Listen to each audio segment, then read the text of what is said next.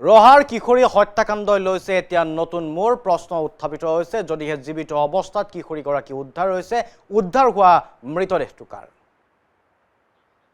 গড়চুকৰ গটঙাৰ পৰা উদ্ধাৰ কৰা হৈছে এই কিশোৰীগৰাকী এটা পৰিয়ালে আশ্ৰয় দি ৰাখিছিল কিশোৰীগৰাকীক নিৰুদ্দেশৰ দিনা ঘৰৰ পৰা পলাই গৈছিল কিশোৰীগৰাকীয়ে এজন ট্ৰাক ড্ৰাইভাৰৰ লগত নগাঁৱৰ পৰা গুৱাহাটীলৈ গৈছিল কিশোৰীগৰাকী ট্ৰাকখনৰ চালক আছিল উত্তৰ প্ৰদেশৰ বাসিন্দা ৰাহুল সিং গুৱাহাটীৰ আইএছবিটি কিশোৰীগৰাকীক এৰি দিছিল ৰাহুলে পৰৱৰ্তী সময়ত দুজন বিহাৰী সম্প্ৰদায়ৰ লোকে লগত ৰাখিছিল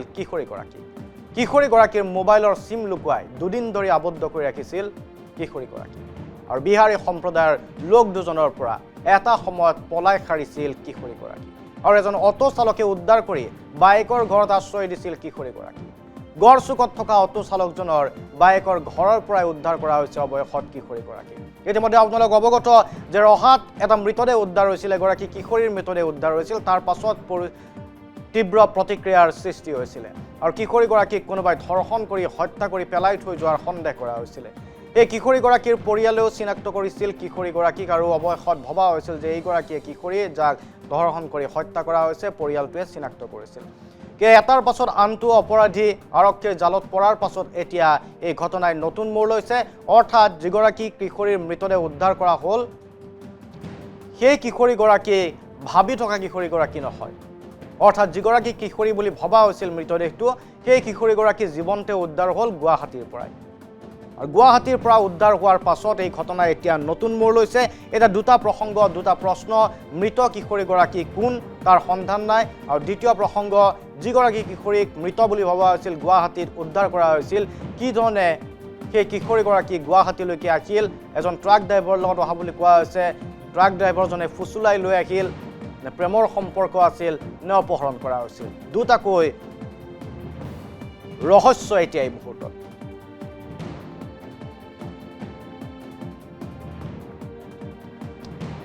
আপোনালোকে দেখিছে এজনৰ পাছত আনগৰাকী অপৰাধীক গ্ৰেপ্তাৰ কৰা হৈছিল সন্দেহজনক ব্যক্তিক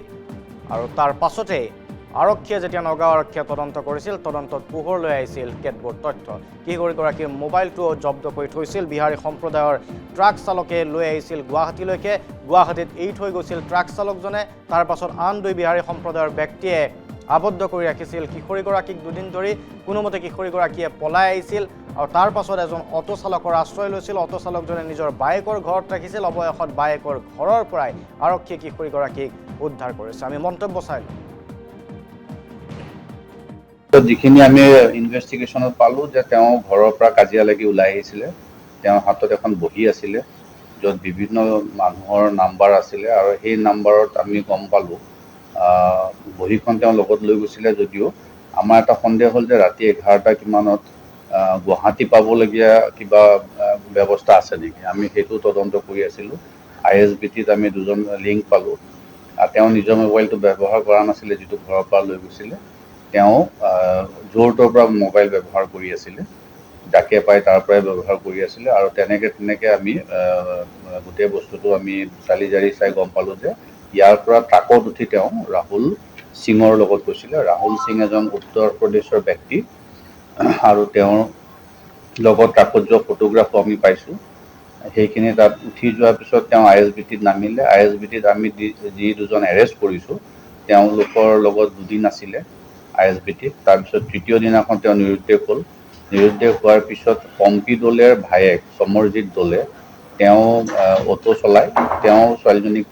পাই পেলাই তেওঁৰ ঘৰত লৈ আশ্ৰয় দিছিলে এতিয়া বৰ্তমান তেওঁ জীৱিত আছে আমাৰ অচি পদৰ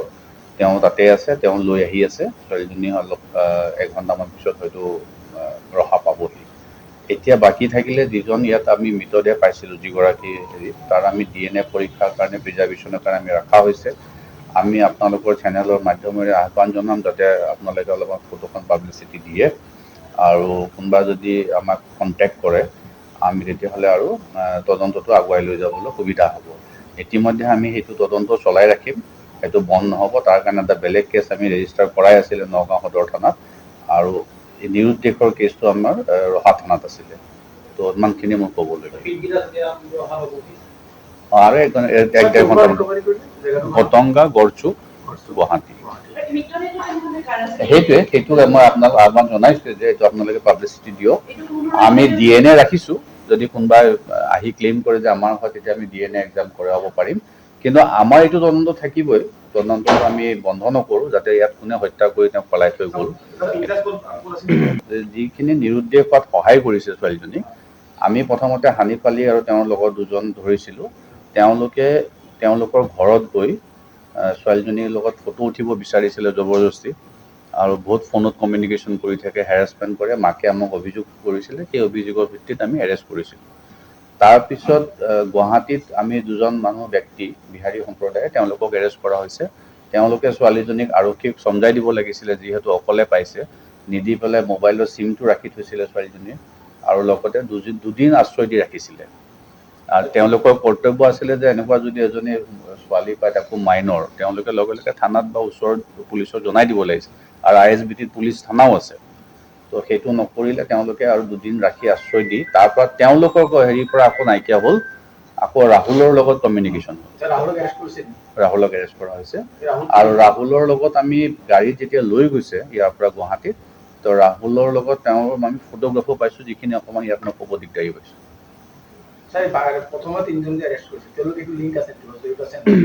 তেওঁলোকে কিডনেপিঙত জড়িত নাই, হেৰেছমেণ্টত জড়িত আছে। নাই, ৰেপটো এতিয়া আমি তেওঁ আনিলেহে, তেওঁৰ পৰা আমি ষ্টেটমেণ্ট ল'লে পৰৱৰ্তী সময়ত আমি যিখিনি পাওঁ, যি হৈছে, বাকী আমি সেইটো কেছৰ তদন্ত ৰহাত হৈ থাকিব। ড্ৰাইভাৰ হয়। বিহাৰৰ দুজন ISBTৰ এজন চকীদাৰ হয়, এজন পৰ্টাৰ হয়, বস্তু মাল। এইদৰে এতিয়া ৰহা কাণ্ডই নতুন মূৰ ল'লে। আৰক্ষীৰ ভাষ্য আপোনালোকে শুনিলে। দুটাকৈ প্ৰসংগ।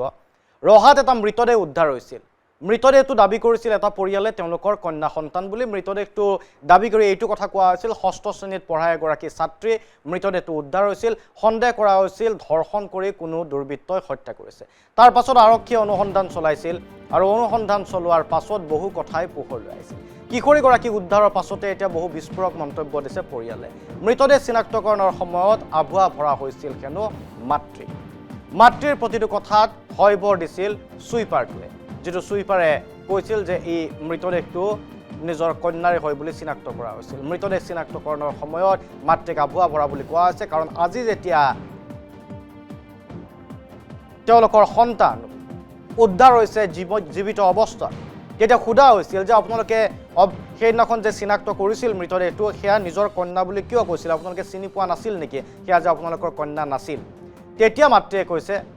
যে মই মুখখন চাব পৰা নাছিলোঁ, মুখখন ফুলি গৈছিল, আৰু নিজৰ কন্যাৰ মৃতদেহৰ সেই মুখখন চোৱাৰ মোৰ সাহস নহ'ল। কিন্তু মই ভৰিখন চাইছিলোঁ, আৰু ভৰিখন চাই মোৰ কন্যা যেন উপলব্ধি হৈছিল। আৰু লগতে মই কেইটামান প্ৰশ্ন কৰিছিলোঁ চুইপাৰজনক, যোন আছিল মৃতদেহ মৰণোত্তৰ পৰীক্ষাৰ ওচৰত, যে ভৰিৰ ওচৰত দুটা ভৰিৰ আঙুলিৰ মাজত তিল আছে নেকি? চুইপাৰে কৈছিল হয় আছে। মাতৃয়ে আকৌ কৈছিল যে সৰুতে কাণ বিন্ধাওঁতে কাণৰ এটা ফুটা মাৰ গৈছিল, গতিকে পৰৱৰ্তী সময়ত আৰু এটা ফুটা কৰা হৈছিল, অৰ্থাৎ কাণত দুটা ফুটা আছে। চুইপাৰে কৈছিল হয়, দুটাই ফুটা আছে কাণত। লগত আন এটা প্ৰশ্ন সুধিছিল মাতৃয়ে যে আপুনি চাওক, এনেকুৱা ধৰণৰ চিন এটা পাইছে নেকি? চুইপাৰে কৈছিল হয় পাইছিল। আৰু তেতিয়াই মাতৃয়ে কৈছিল যে হয়, সেইগৰাকী মোৰেই কন্যা সন্তান। কিন্তু আজি মাতৃ স্তম্ভিত হৈ পৰিছে যেতিয়া তেওঁৰ কন্যা জীৱন্তে উদ্ধাৰ হৈছে। মই কি বুলি কয়, ছোৱালীজনী মুখখনত ধৰিব পৰা নাই, যিহেতুকে ছোৱালীজনী মুখখন উখহি আছে, আৰু মাইকী হিচাপে মুখখন চাবলৈও ইমান সৎ নাযাব। কোনো মাইকীয়ে নিজৰ ছোৱালীজনী তেনেকৈ পৰি থাকিলে চাবলৈ সৎ নকৰিব। তেতিয়া মই পুলিচক কৈছোঁ, মুখখন চাই নহয় লাগিছে, কিন্তু ভৰি হাতত মোৰ ছোৱালী হয়। কাৰণ কি বুলি কয়, তাইক যেতিয়া কৈছে আপুনি কিবা চিনাক্ত আছে ছোৱালীজনীৰ ভৰিত, মই তেতিয়া কৈছোঁ মোৰ ছোৱালীজনীৰ ভৰিত বুঢ়া আঙুলিটোৰ লগত যি আঙুলি আছে, সেয়া তাৰ আঙুলিৰ মাজত এটা তিল এটা আছে। তাৰপিছত তাত মানুহে চাই কৈছে হয় আছে। মই কৈছোঁ ছোৱালীজনী অকণ হেৰি কৰিলে মাজে মাজে বিলেট দি এনেকৈ মাৰি থাকে, ইয়াত অকণ দাগ আছে। চাই কৈছে হয় আছে। তাৰপাছত আৰু মই বোলো আৰু এটা তাই দাগ আছে, কৈছে আৰু কিবা আছে আপোনালোকৰ? মই বোলো আৰু এটা আছে। এইটো তাই সৰুতে কাণ ফুটাওঁতে তাই কাণৰ ফুটা এটা বন্ধ হৈ গৈছিলে, আকৌ ফুটা ওলাইছিলে। তাই এখন কাণত দুটা দাগ আছে ফুটা। তেতিয়া কৈছে চাই কৈছে হয়। তেনেহ'লে মই বোলো হয়, কাৰণ এজনী ছোৱালী তাততো একে বস্তুটো একেবাৰতে নাথাকে সেইটো কাৰণে সেইটোতহে আমি ছোৱালীজনীহে বুলি কৈছোঁ কিন্তু মোৰখনত মই এবাৰ কৈছোঁ হয় এবাৰ কৈছোঁ নহয় তেনেকৈ কৈছোঁ মোৰখন কাৰণ মোৰখন ইমানো মোৰখন মোৰ চাবলৈ সজ যোৱা নাই আৰু মই এবাৰ ভৰিখনত চুই চাবলৈ গৈছোঁ মোক চুবলৈও দিয়া নাই মই দাগকেইটাৰ কথা আঁতৰি পিনে কৈ গৈ আছোঁ দাগকেইটাত মোৰ ছোৱালী বুলি কৈছোঁ প্ৰথমতে মই সন্দেহ কৰা নাছিলোঁ যেতিয়া নেকি কৈছে নগাঁৱতে ছোৱালীজনীৰ লাছটো পোৱা হৈছে মই তেতিয়া ভাবিছোঁ নগাঁৱত সিহঁতৰ ঘৰ যিহেতুকে মই সেইদিনাখন ৰাতি তাক গালি পাৰিছিলোঁ তাইৰ লগত ফটো উঠা শুনা পাই পিনে সেইটো কাৰণে হয়তো সি আনি পিনে সেইটো কাম কৰোঁ মই তেতিয়াহে সন্দেহ কৰিছোঁ পুলিচে সুধিছে তেতিয়া আৰু মই প্ৰথমতে কিন্তু কাউকে সন্দেহ বুলিবলৈ মই থানাত কাউকে মোৰ ছোৱালীজনী নাইকিয়া হৈছে বুলিহে জনাইছোঁ সন্দেহ বুলিবলৈ মই কাউকে কোৱা নাইকিয়া যেতিয়া মই ছোৱালীজনীৰ লাছটো পাইছোঁ তেতিয়া কৈছোঁ হয় চাগৈ এহেঁতৰে কাম হ'ব সেই যিদিনাখন ছোৱালী নাইকিয়া আছে সেইদিনাখন ৰাতি মই তাইকো গালি পাৰিছোঁ তাকো গালি পাৰিছোঁ কাজিয়া লগা নাই মই সেইদিনাখন গাঁৱলৈ আহোঁতে ঈদৰ দিনাখন এই যে মুছলিম ল'ৰাজন আহিছিলে আহোঁতে মুছলিম ল'ৰাজন আহোঁতে বোলে কিবা ফটো উঠিছিলে ময়ো ইমানকৈ গম নাপাওঁ মই ঘৰত নাথাকোঁ মই কামলৈ যাওঁ তাৰপিছত যেতিয়া নেকি মই তাই বুধবাৰ দিনাখন নাইকিয়া হৈছে নহয় বুধবাৰ দিনাখন আহোঁতে মই গাঁৱত আহিছিলোঁ গাঁৱৰ পৰা শুনা পাই গৈছোঁ কিছুমানে গাঁৱতো আৰু তাতো শুনিছোঁ যে যিয়ে এনেকৈ মুছলিম ল'ৰা এটাৰ লগত ফটো উঠিছিলে তই নাথাকাত তেতিয়া মই তাইক সুধিছিলোঁ দেহা কথাটো হয়নে তাৰপিছত তাই কৈছে নহয় মই বোলো দেহা চা যদি নহয় যদি তোৰ কথা গাঁৱৰ মানুহে কেলৈ কৈছে দেখিছে কাৰণে তোৰ কথা কৈছে আৰু তাই যিহেতুকে ডাঙৰ হৈছে মই এইটোও ভয় সোমাই দিছিলোঁ যে তই যদি এনেকৈ কাৰোবাৰ লগত কথা পাতি থাক তেনেহ'লে হয় তোকো মাৰিব খাইগৰ মানুহে আৰু যিটোৰ লগতে কথা পাতিব তাকো মাৰিব লগতে আমাৰ ঘৰ চৰ জুই লগাই দিব সেইটো কাৰণে দেহা তই এনেকুৱা এটা কাম নকৰিবি যিটো কামত তৰো মৰো তেনেকৈ তাইক বুজাইছিলোঁ বুজোৱাৰ পিছতে যে সেই মুছলিম ল'ৰাজনে ফোন কৰিছিলে এবাৰ বাপেকে ৰিচিভ কৰিছিলে বাপেকো সেইদিনাখন কামলৈ গৈছিলে বাপেকো নাছিলে ময়ো নাছিলোঁ মই নাছিলোঁ যদিও অকণ সোনকালে আহিছিলোঁ বাপেক নাথাকাৰ কাৰণে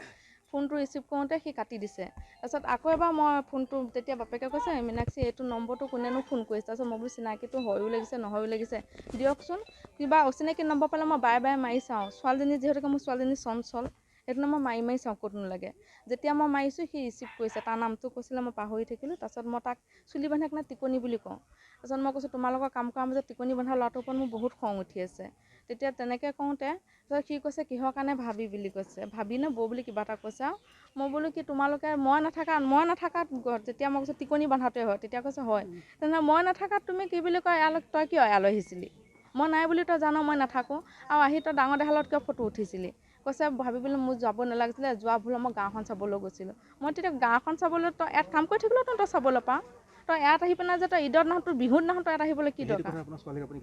মই ছোৱালীকো গালি পাইছোঁ তাকো গালি পাইছোঁ নাই ঘৰ পৰা জানো তেতিয়া ছোৱালী আপোনাৰ তাৰপিছত তাকো গালি পাৰিলোঁ তাইকো গালি পাৰিলোঁ পৰাৰ পিছত মই ভাত বনাইছোঁ ছোৱালী মই গা ধুইছোঁ ছোৱালী মোৰ লগত ৰখি আছে ৰখি থকাৰ পিছত ভাত চাত খাই আমি ধুনীয়াকৈ শুইছোঁ কিন্তু তাই এনেকুৱা এটা হেৰি কৰা নাইকিয়া ঘুনুককৈ হ'লেও মই গম নাপাওঁ যে তাই এনেকুৱা এটা মনত কিবা ভাবি আছে ওলাই যাওঁ কিবা কয় মই সেইটো অকণ যদি মোৰ সেইটো ভাবা থাকে মই ছোৱালীজনীক মই ধৰি ৰাখিলোঁহেঁতেন মইতো আৰামত শুই নাথাকিলোঁহেঁতেন সম্পৰ্কত উদ্ধাৰ হৈছে মোৰ বহুত ভাল লাগিছে এটা কাৰণত বেয়া লাগিছে মোৰ যিজনী ছোৱালী আমি সৎকাৰ কৰিলোঁ সেই ছোৱালীজনীৰ একেটা ছেম টু ছেম দাগ কেনেকৈ ওলালে আৰু মোৰ ছোৱালী বুলিয়েতো সেইজনী আনিছোঁ মোৰ নিজৰ ছোৱালীজনী উদ্ধাৰ হৈছে মই সেইটোক লৈ বহুত সুখী কিন্তু যিজনী ছোৱালী নেকি হেৰি হৈছে সেইটোক লৈ মই সুখী হ'ম নে দুখী হ'ম মই নিজকে ভাবিব পৰা নাই মই কি ক'ম মানে ধৰি লওক আপোনাৰ বৰ্তমান আমি যিখিনি ধৰি লওক ছোৱালীজনীৰ বিষয়ে মাকে দেখাইছিলে সেইখিনি প্ৰুফটো চব সমানে মিলি গৈছে মিলি পৰা বিনিময়ত আমি ভাবিছিলোঁ যে ছোৱালীজনী হয় বুলি আমি গেৰেণ্টি কিয় দিলোঁগৈ যে মাকে যিখিনি দাগি দেখাইছিলে গোটেই দাগিখিনি তাইৰ দেহত পোৱা গৈছে পোৱা যোৱাৰ বিনিময়ত আমি হয় বুলি হেৰি কৰিলোঁ কৰাৰ পিছত ধৰি লওক এতিয়া বৰ্তমান ধৰি লওক আজি হ'লেতো কেইদিনে ছোৱালীজনী আনি ধৰি লওক সৎকাৰ কৰিলোঁ কৰাৰ পিছত আজি ধৰি লওক আজি গম পোৱা গৈছে যে পিংকী দাসক আকৌ জীৱিত অৱস্থাত উদ্ধাৰ কৰা হৈছে যিহেতুকে আমি সেই ছোৱালীজনীক আমি চাই কৰি লওঁ যিজনী ছোৱালী আমি সৎকাৰ কৰিলোঁ তেখেতলোকৰ মাক বাপেকলৈও আমি ধৰি লওক আমাকো কোনো ভুল ভাবিব নালাগে কাৰণ কিয় এই দাগীকেইটা মিলা বিনিময়ত আমি ছোৱালীজনী আমি হয় বুলি আনিলোঁ কিন্তু মুখৰ আকৃতিটো আমি কৈছিলোঁৱে মাকেও কৈছে যে মুখৰ আকৃতিটো দেখি হয়ো লাগে নহয়ো লাগে কিন্তু যিজন চুই পাই আপোনাৰ ধৰি লওক এই দাগীকেইটা চাইছিলে তেখেতেতো জানিব লাগিছিলে বোলে আছে যিটো দাগীকেইটা বা নাই যদিও তেখেতে আছেই কৈ আছে গোটেইকেইটা দাগী আৰু ভৰি যিটো আঙুলিত তিলটো আছিলে সেই ছোৱালীজনী যিটো ভৰি আঙুলি চাপত তিলটো আছিলে সেই ছোৱালীজনী ধৰি লওকতো এই তিলটো দেখা নাছিল কোনোদিনে নিজৰ ছোৱালীজনীহে দেখা পাব কাৰণ কিয় সৰুৰ পৰা তুলি তালি গা পা ধুৱাই মাকে হেৰি কৰে কথাটো হয় নহয় কওক, মইতো বাপেক হিচাপত মইতো গা পা ধুৱাই ৰাখি নাথাকোঁ, হয়নে? সেই হিচাপত সেই চুইপাৰজনকো সোধপাছ কৰিব লাগে। দাগীকেইটা আছিল নে নাই সম্পূৰ্ণকৈ সঁচাকৈ আছিল নাই, সেই চুইপাৰজনকো সোধপোছ কৰিব লাগিব। তেখেতেহে চাইছে, আমাকতো চুবলৈ দিয়া নাই, ধৰি লওক মাককো চুবলৈ দিয়া নাই, চাবলৈও দিয়া নাই, ওচৰত যায় ভৰিখনত চুবলৈ যাওঁতেও চুব দিয়া নাই, টাচ কৰিব দিয়া নাই। সেই এতিয়া বৰ্তমান আপোনাৰ চুইপাৰজনক লাগিব, যিজন চুইপাৰ আমাক ধৰি লওক দাগীখিনি আছে বুলি প্ৰমাণ দিছিলে, মাকে কোৱা মতে। সেই বস্তুটো আমাক চুইপাৰজনে ক'ব লাগিব।